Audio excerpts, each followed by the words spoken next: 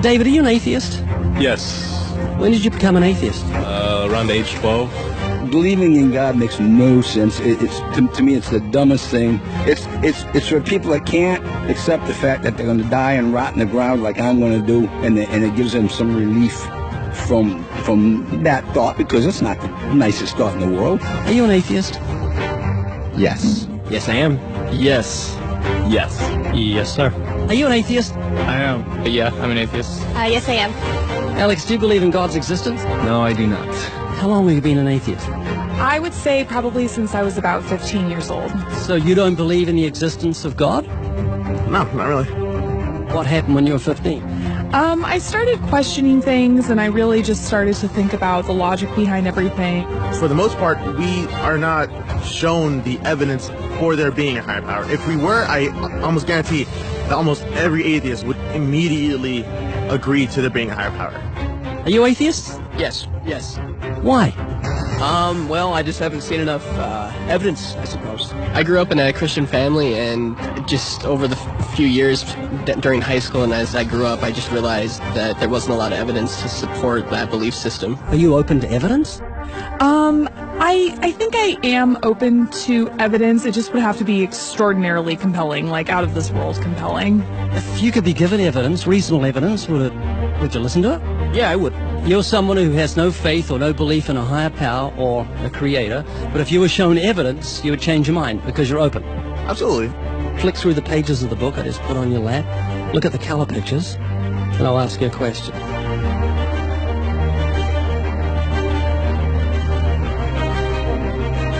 Do you believe that book could happen by accident, that nothing produced the color pictures in the book, that red, orange, yellow, green, blue, indigo, violet ink fell from the sky and formed itself into those beautiful pictures, and then black ink fell from the sky, or from nowhere, and formed itself into coherent words and sentences, capitals and periods and commas, making sense, page numbers fell from the sky, all in order, and then it bound itself and formed itself into a cover with artwork, and there we have a book. Obviously, intelligent design designed the book. Wouldn't that be correct? Yeah. Can you see where I'm going with this? Yeah. Tell me, what is DNA? What is it? Deoxyribonucleic acid. And it's what makes up our bodies and our cells and everything that makes us who we are. DNA is like our biological code, kind of like binary zeros and ones. Information about us, who we are, what makes us, parts of us, how we look, how we're built, everything like that. Your genes instructed your cells how to make your eyes and what color your eyes should be, and your hair, and your height, and your personality. Scientists call it the instruction book for life. Basically. Everything that you are or ever will be made of starts as a tiny book of instructions found in each and every cell. Every time your body wants to make something, it goes back to the instruction book, looks it up, and puts it together. The book of you would have 46 chapters, one for each chromosome. Each of our book's 46 chapters is between 48 and 250 million letters long. That's 3.2 billion letters total. This is the secret language of DNA. This is the book of life. Instruction book for life. Yes. Instruction book for life. Yes. DNA is made up of genes, and genes give instructions to the cells as to how your body should grow. Did you know if those instructions, the instruction book of your DNA, just your DNA, was laid out end for end, would go to the sun and back a number of times? That book of instructions is so comprehensive. DNA is the genetic information encoded in the cell of every living thing that instructs our cells how to grow and how to function. It's our genes that determine whether our skin will be dark or light, have brown or blue eyes, or red or green or yellow, have red hair, be brunette or blonde, be tall or not so tall, or the color of our feathers if we're a bird. Whether we're humans, fish, animals, insects, or plant life, the way our bodies look and operate has all been pre-written in the amazing book of our DNA. What do you think of the mentality of someone who believes a book fell together without a bookmaker? Well, it would be crazy. Do you think a book could make itself? No, I don't. Of course not. No. Utterly impossible. Yes. Anything can happen by accident. I mean, from nothing.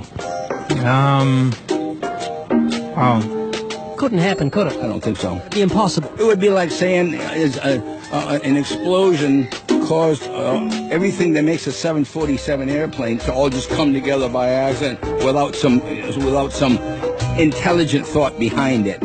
That's a good point. Do you believe DNA happened by accident?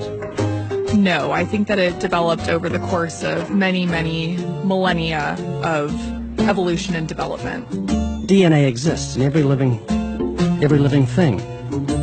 Its origins don't matter. The fact that there is intelligent information tells us there must be an intelligent designer.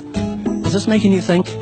It is, and I do think about it from time to time. It's just, yeah, it's complicated, definitely. Well, DNA's complicated, but the point I'm trying to make is very simple. Book designer, bookmaker, DNA, intelligent designer. God. Does that make sense? Yes. You're an atheist? I am. What would you think of the mentality of someone who thought a physical book could make itself? I think it'd be silly. Of course it can't make itself. What would you think of the mentality of someone who believed the instruction book for life, DNA, made itself? I think it'd be silly as well. It would need investigation. That's atheism. Absolutely. And what would you think of the intelligence of someone who believed the instruction book for life made itself? Low intelligence level. DNA happened by accident? Probably not too smart. DNA couldn't make itself. It's impossible. Does that make sense? Yes. Is this making you think? Yes. And what would you think of the person who believed that DNA, the instruction book for life, happened by accident? We're not just talking about human beings, we're talking about every form of life. Fleas, cats, dogs, elephants, cows, horses, trees, plants, everything has DNA, the instruction book for life. Which makes the book in your hand just seem feeble compared to the infinite intelligence that must have put the instruction book for life together. Can you see what I'm saying? Yeah. Do you believe DNA happened by accident? I believe it could. Explain it to me, how a program could make itself out of nothing on how to make a human eye, giraffe size, elephant size, cats, dogs, puppies, flowers, birds, trees. Every living thing has DNA that's so complex, it's mind-boggling. It must have been a genius beyond any human reasoning that put it together. And to say it happened by chance is infinitely sillier than saying a physical book happened by chance. All I'm doing is reasoning with you. I'm not arguing. I don't want to win an argument. I'm just saying I want you to concede something that's absolute common sense. You're an atheist, so you believe the scientific impossibility that nothing created everything. I mean, it can't be nothing. We all have to start from some point. I wouldn't say nothing created it. There had to be something there in the beginning. You like Richard Dawkins, don't you? Well, I mean, yeah, I like him. You believe nothing created everything, a scientific impossibility, which is what he believes? You don't believe in a creator of all things? If he says that, I think it's a very strange thing to say. Well, he says it. It's insane. Nothing can't create anything because it's nothing. There has to be something in the beginning. Nowhere in our history of human reality has something kind of just appeared out of nowhere. Do you believe that nothing created everything? No, because nothing can perform actions. That makes no sense. It's the default position. If you're saying nothing created everything, then you're agreeing with Richard Dawkins. You're mischaracterizing Richard Dawkins. Because Richard Dawkins, I'm sure he didn't say that. That seems ridiculous. Professor Richard Dawkins, arguably the world's most high-profile atheist, believes that in the beginning there was nothing, and that nothing created everything. As he attempts to justify this belief, admitting that it defies common sense, the learned professor calls nothing something. Watch the reaction of his audience. Of course it's counterintuitive that you can get something from nothing. Of course common sense doesn't allow you to get something from nothing. That's why it's interesting. It's got to be interesting in order to give rise to the universe at all. Something pretty mysterious had to give rise to the origin of the universe. Which exactly what's meant by nothing, but whatever it is, it's very, very simple. And why is that funny? Well, I think it's a bit funny to be trying to define nothing.